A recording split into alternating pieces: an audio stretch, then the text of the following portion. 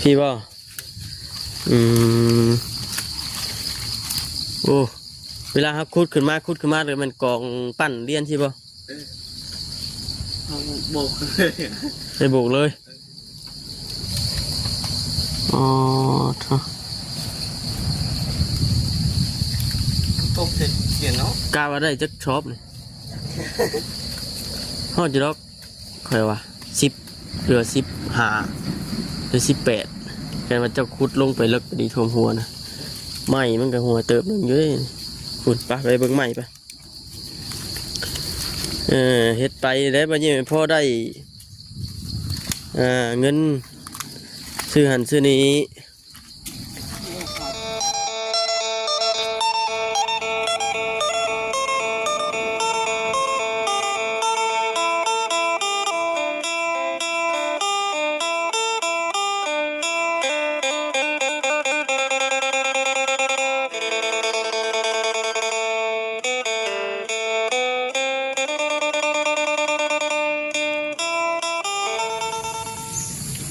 คุณโอ้เถอะผลึกพล่ำว่าผลโอ้ยพี่น้องเอ้ยจังแม่นคัก ตกเบิดมือเบิดเว้นเอาซื่อๆได้พี่น้องมื้อนี้ก็ได้ผุดมืดมาแต่ทางใต้คุณก็ได้บอกคำคิดว่าส่งสีบ่หยุดบ่หย่อนซ้ำนี่เนาะอันนี้คือสิแม่นพักเช้าข้าวซื่อๆพี่น้องเอ้ยเนาะยึดพวกหันได้พี่น้องเอ้ยมาคำลงมาฮอดกันเป็นยึดถืออันคันวันนี้เนี่ยบอกเลยว่าพายุเขาเบิดมือเบิดเว้นเอาชื่อได้พี่น้องเอ้ยเนาะไปทางใดก็ฝนตกชาติเบิดมือเบิดเว้นมาชันมาฮอดเฮือนฮอดชาติมาแห้งตกอีกคือเก่าเอาตก2 มื้อ 3 มื้อลิ้นติดเลยก็ลำบากเนาะพี่น้องเนาะไปหันไปนี่กะไปทางใดมาทางใดอยู่หนาเฮือนมาข้ามนั้นรถจักรกระเจ้าล่มตะพึดตะพื้ไปสัน มันเป็นดินแดงเลยกระเจ้ามาถมทางบอนเพช่วงนั้นกระเจ้ากำลังปรับปรุงทางปัดว่าผลยังมาท่านตกใส่ปัดว่าไงก็ลูกก็กลัวตื่นเช้ามาแต่ทีต้องได้สีดน้ำใส่แต่ว่าเพราะฝนตกใส่ปัดว่ามันลื่นพี่น้องเลย มันลื่นถนนหนทางคนสัญจรเลยก็จนล่มจนเจือก2-3 ขั้นพุ่นนี่เลยพี่น้องเลยเนาะเมื่อนี้นะทางบ่อคำได้พาพ่อแม่พี่น้องFCลงมาเยี่ยมยามเบิ่งทางบ่อยิ้มเพิ่นนะพี่น้องเลยเนาะเป็นแนวใดไปซั่น FC เพิ่นก็ถามหาอยู่หลายท่านอยู่คอมเมนต์เข้ามาถามไทยเบิ่งเป็นแนวใดบ่อยิ้มบ่อคำเอ้ยลงไปเยี่ยมพยายามทั้งบ่ยิ้มเพิ่นเด้อว่าฉันเป็นได้ใดนะบ่ได้ไปหาเพิ่นก็ห่วยบอกคำบอกด้วยว่าอยู่ในช่วงประมาณ4 มื้อ 5 มื้อนี่แหละพี่น้องเนาะบ่ได้คอยลงมาอัปเดตเพิ่นมันมีเวียกมีงานไปบ่เพราะว่าลงมาแต่เก่ากับบ่ค่อยพ่อเพิ่นประใดนะก็เลยไปเพิ่นไปเฮ็ดเวียกเฮ็ดงานก่อนว่าซั่นนะโดนจะลงมาจอบเพิ่นเท่านึงเหมือนFCเพิ่นลืมเรื่องประจักษ์ว่าซั่นเนาะหากโชคดีแต่ว่ามี FC เพิ่นคอมเมนต์เข้ามาว่าคำอย่าลืมไปหาบ่ยิ้มเพิ่นเด้อว่าซั่นอันนี้ก็มาหาซื่อๆเลยพี่น้องมาเยี่ยมมายามนี่เลยนี่มาเยี่ยมมายามเบิ่งนะตรงนั้นพี่น้องเด้อบรรยากาศตอนนี้นะ อากาศก็เย็นพี่น้องเนาะเย็นหนาวบางคำกับเป็นวัดมาโอ้ฮอดได้ทิศหนึ่งพี่น้องกินยาก็ค่อยชอบไปเทเล็กเท่าหน่อยนะเป็นบสบายแต่กี่คนละจนฮอดทิศหนึ่งเกี่ยงก็ยังอยากแหบอยู่ใช่พี่น้องเนาะคนอื่นก็อากาศทักทายสบายดีได้พี่น้องเด้อเนาะทักทายสบายดีพ่อแม่พี่น้องกันเบิดสุขคนพี่น้องเลยพบเจอกันอีกคือเก่าเมื่อนี้นะพา FC ลงมาเยี่ยมมายามเบิ่งทางมายิ้มเป็นอะไรวะฉันคุณก้อยลงมาแต่เที่ยงเมื่อนี้ฝนตกลินเบิดมือแหวนนอนเว้นเบิดมือจัก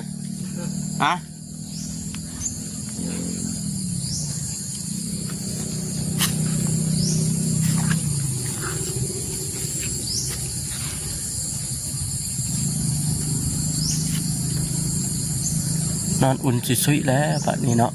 มันมีอันพากระจากขังอันนี้ก็ทางพลักผู้ใหญ่เพิ่นสดซอยเข้ามาช่วงนั้นแหละพี่น้องเนาะกันว่าผู้ใหญ่เพิ่นบ่ซอยก็ได้นอนจังหนาวอยู่กันแล้วเราก็ได้อันนี้ก็ถือว่ามีบุญแล้วเนาะทางพลักผู้ใหญ่เพิ่นคิดเห็นจากซอยเพิ่นอีตนชื่อเตียงชื่อหยังไงมาเจ้าก็บ่ดังพื้นดังไผ่คำเลย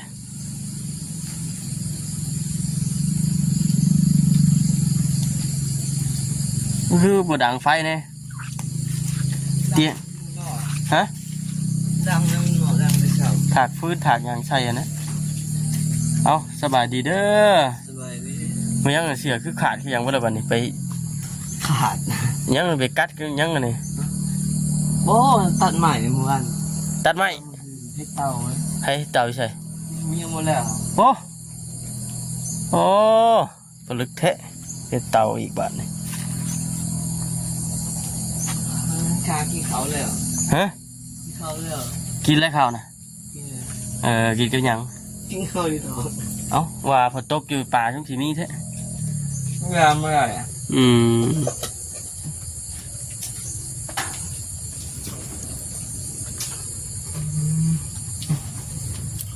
เฮ้ยหมดงามไม่ได้ขึ้นบอลรอบนี่ บ่เห็นกลางคืนขึ้น ฮะ มดแดงขึ้น หมดเด่น มดแดงดินเนี่ย อืม มดแดงดิน หมดเด่นขึ้นแค่นอนบนงามด้วยฮะ งามอยู่บ่ได้ งานมันอยู่บ่ได้ติ เดี๋ยว จะหน่อยจังจีพายซีเพิ่นไปเลาะเบิ่งเงินผลงานมายิ้มก็เฮ็ดเต่าบ่ บ่แล้ว เจ้าเฮ็ดหักเฮ็ดหยังแน่น่ะ ฮะห้าขุดนะ อืมอ๋อมัวเป็นหยังเนาะพี่น้องเนาะเรามานั่งรุมพี่นะไปอืม หนาวเนาะ หนาวบ่เจ้ากระนุ่งชงขยาวจิ๊บเจี๊ยเลยฮะ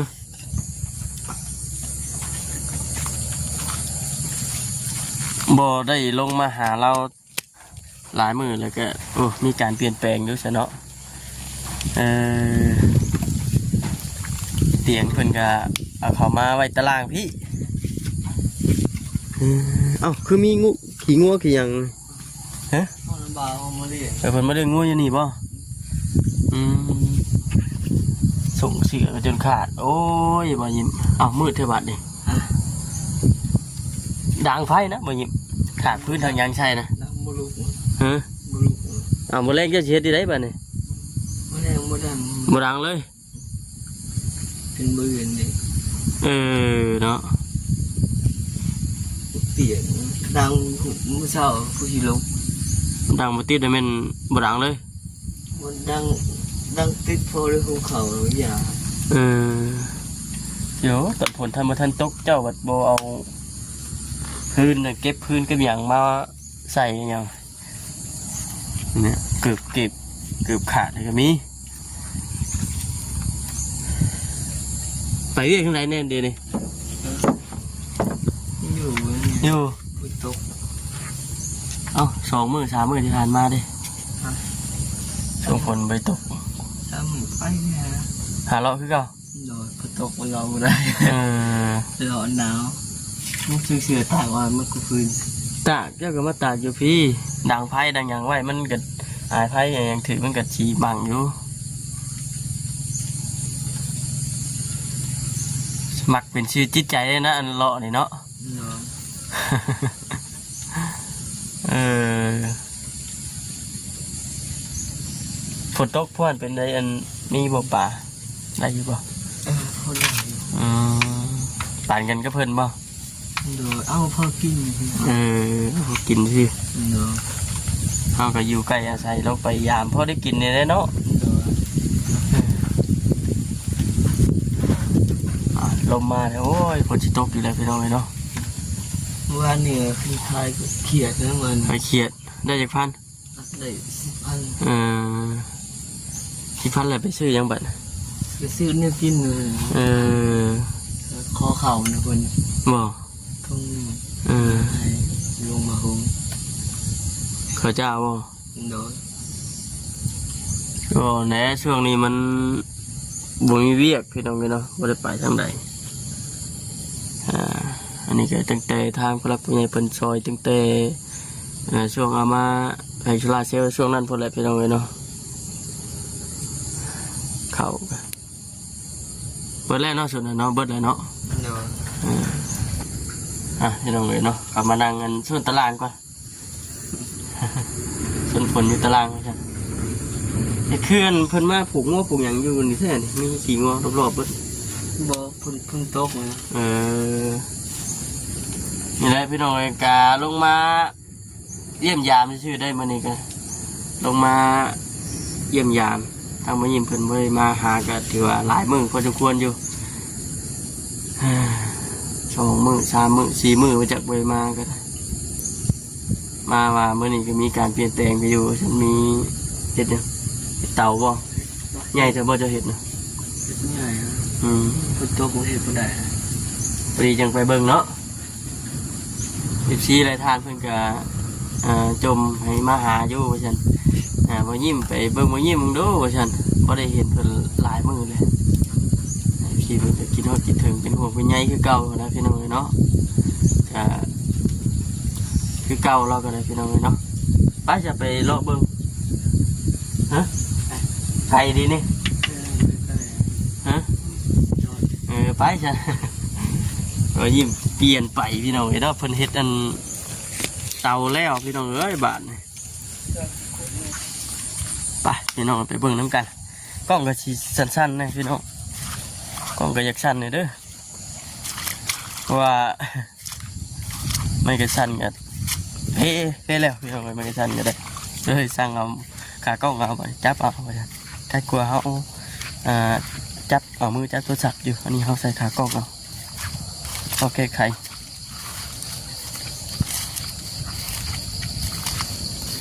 ใครอ๋อตัวนี้บ่ไหมตัวนี้บ่จะสิรอใช่นะขอเพิ่นบอกเพิ่นเลยว่านี่บอกท่านเช้านะเพิ่นว่าอีไดเพิ่นก็เฮ็ดเลยแล้วติฮะโอ้ พุดไปแล้วตกพอจะพุดลงอีก เอาไม้นั่นจะซักยังไงนะ สักว่าให้ดินเจือน หน่อยดีมันเจือนเฮ้ยอันบนด่างพืชด่างไผ่ ยังไม่ได้เฮ็ดนะ เอ้า พอตกเรียบร้อยก่อนเพราะเขาจะพุดลบอยู่เหรอพุดลบเพียงนี่ จะคุณเลิกเอาดิบอลโพนบอลนี่แต่ยามแรงนี่พุดบ่ได้แข็ง ยามแรกนี่คุณได้ติอันนี้ก็ผลมันยุดจะหน่อยก็เห็ดเวียกต่อ ยุ่นเลยก็ตัด ไม่ใหญ่ไม่อย่างที่เด้อ ตัดลงมาแล้วตัดเลย ไอ้อ๋อเอาผ้านี่ไม่ว่าดอกจะเอาผ้าตัดนี่อ๋อทำไมมึงไง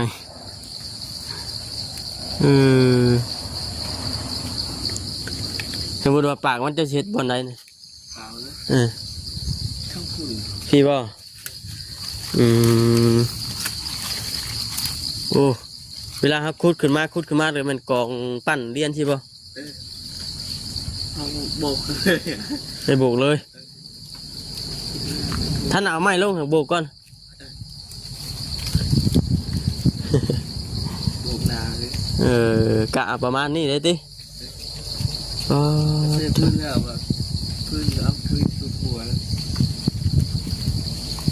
กะประมาณนี้ความสูงมันก็จะขุดลงไปเลิกก็ดีก็ได้ ลงพิ้งอย่างเงี้ย เพียงนี้เก็ดเอาความสูงประมาณเพียงนี้เนาะ ชูทุ่งหัว สูงหัวได้เพื่อเอาลงไปโอ้คัก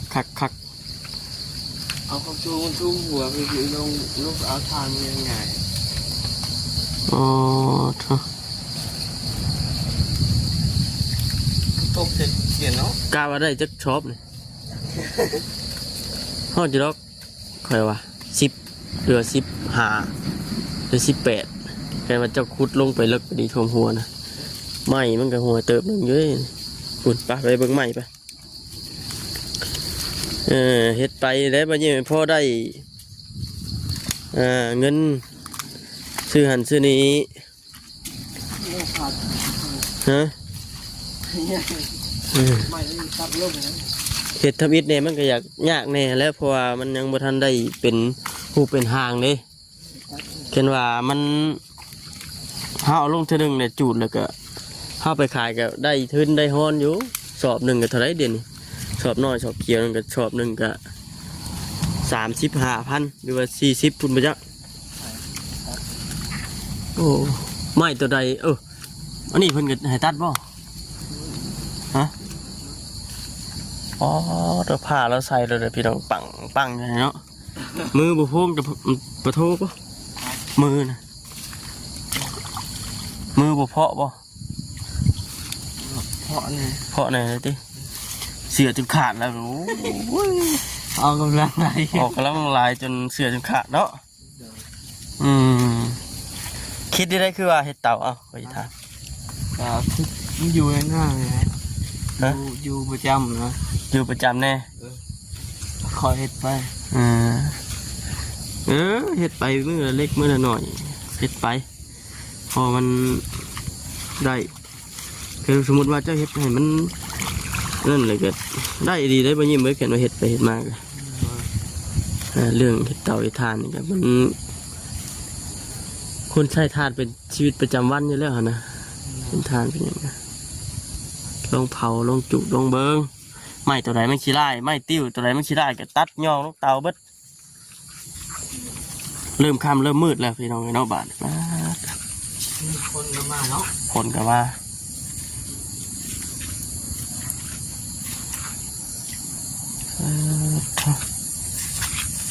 พี่ชักมันหมอเป่าหมากอะไรยังเปื่อยว่าเดี๋ยวมาพุ่งบ่เปื่อยว่าเดี๋ยวเนาะกระปูก็จนตายข้างนี้เลย เกลืออย่างนึงคือเอาไว้บนมันผลมันบชาร์ดนะ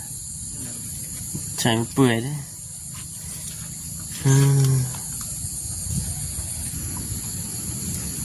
พี่น้องบัดนี้เนี่ย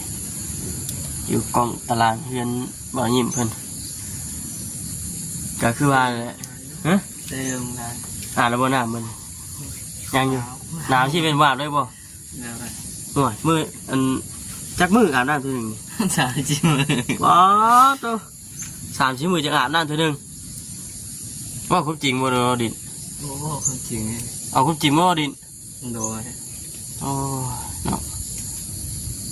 ถือสมมติว่าถึกมันช่วงมื้อใดมื้อฮ้อนได้ใช่ โหนก็ตามนะ ประหยัดน้ำบ่ดีไว้ได้ประหยัดน้ำบ่ดีไว้อะ บ่ ฮะ มันหนาวเป็นไง ก็จะว่ามันหลายมื้อหลายอย่างก็อาบพร้อมแลเด้เนาะถ้าเกิดเสือมันจังขาดมันเข้มขี่เหือเข้มขี่ไก่เหือเสือตั้งแต่มาคำซื้อมาให้ตั้งแต่พูดเลยพี่น้องในทางผู้รักผู้ใหญ่เป็นซื้อให้ตัวนั้นพูนตั้งแต่โดนนี่แหละอันนี้ก็ทางมาคำก็ยังบ่เคยลืมบุญคุณเพิ่นที่ให้เพิ่นให้เป็นสะพานบุญให้นะพี่น้องเนาะรวมทางเงินซื้อหลายๆอย่างน้องพามาหลายอย่างอยู่เป็นผ้ากระจอกผ้ากระจากแน่เป็นข้าวน้ำช่วงนั้นก็ได้ช่วงแรกๆเล็กๆตั้งแต่ช่วงนั้นพอแล้วน้องบ่ยิ้มเนาะโดนนั่นแหละพี่น้องเนาะ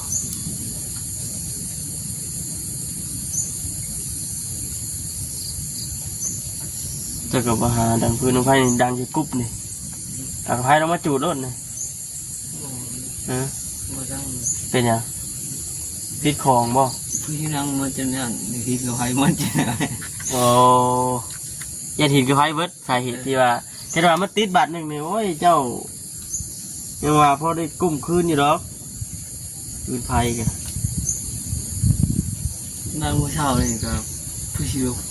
Ừ. โดนนั่ง Nên cho cô dân thì bùi ดังของเขาแล้วเพิ่งหมดไปครับ อืม ลิ้นชุ่มเลย บ่ เนาะมันเกิดน้ำเลย ดินมันบวมมันหยังอันนั้นเนี่ย เนาะ ผ่าเพิ่งอันนี้เลยเนาะใส่เปิ่งเลยเนาะ เนาะ คักอยู่บ่เข่าอยู่บ่ เขา เข่าอยู่ผลอยู่บ่ตั้งแต่ซื้อมา พ้น เวลานอนกลางค่ำขึ้นก็เอาขึ้นไปไว้เทิงพุ่นป้าหมุนไว้เทิงหัวพุ่นใส่ผ้าตัวเองถือตัวเองเนี่ยป้าลมป้าไว้อย่างเทิงเนาะ ยันมีโจรมาเนาะ อ้าวก็ถือผ้าเจ้าของโอ้ยไปสาวบ้านนั่นเลยอ่ะ มันเลยนอนดาวพูเหมือนเนาะ ปืนไฟเป็นยังหุงยังแจ้งที่เขาบ่ หนึ่งเขาบ่อยแต่กลางคืนเนื้อเขามันหน่อย มันโมมีแดดไปชิเลย มันมีแดดด้วยมันก็โรคเยอะโรคนู้นมันก็บ่อดแจ้ง มันโมแห้งไปเลยติเนี่ยเขาไต่เฉพาะช่วงกินข้าวแรงสิ ไต่เป็น ใช้เวลางานจะเป็นใช้โซลาร์เซลล์มันเลยเนาะหาก้านเขียดบ่คือว่าได้เขียด การเขียนมาบ้านนี้ ตามเท่านี้ติแข่งผลกลางกันเลย ตกลิ้นกันถ้าแล้วหนาว หนาวเดี๋ยวเนาะทางเบิ่งอีกสองมือหรือว่ามืออื่นนี่แหละพี่น้องเนาะฝนแต่ว่ามันสิหยุดตกก็ดีกันมันบวมหมดเลยไปทางใดก็ลำบากคลิปนี้แกบ่ได้มีอย่างหลายนะพี่น้องเนาะพาซีลงมาเยี่ยมเบิ่งมายิ้มซีเพิ่นเฮงเงินจมหาว่าฉันเป็นในใด บ่ได้ลงมาแต่หึงเลยบ่ได้ลงมาแต่ดนแต่เป็นในใดในว่าฉันว่าคำลงไปอัปเดตเบิ่งลงไปเยี่ยมยามเพิ่นเด้อว่าฉันนะเป็นในใดก็คือว่าเนี่ยพี่น้องเนาะลงมาเยี่ยมมายามคือเก่าเพียงแต่ว่า2-3 มื้อที่ผ่านมานะคิดว่าเราคือจะไปเวียกแน่นะให้เราไปเฮ็ดงานเมื่อก่อนนะแต่ว่าก็คือว่าแหละที่แน่ๆก็ยังบ่ทันได้มีเวียกแม่นบ่ตอนนี้อีกจักหน้อยนี่จักหน่อยเขาก็ใกล้สิสุกเปิดแล้วก็น่าคนสิจ้างเนาะแถวนี้เนาะ เราบอกว่าแดดเพื่อติดช่างพิษเพื่อ เพื่อสิจ้างบ่ โดน จ้างเบิ่งเฮ็ดไปนำ ช่วงนี้พุ่นตุกลิ้นไปได้ก็อย่างตุกลิ้น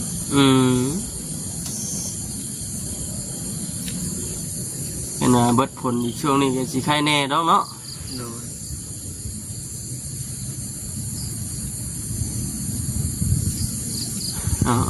คือสิประมาณนี้นะพี่น้องเนาะคลิปนี้ก็จังใดก็ฝากทางพ่อแม่พี่น้องซี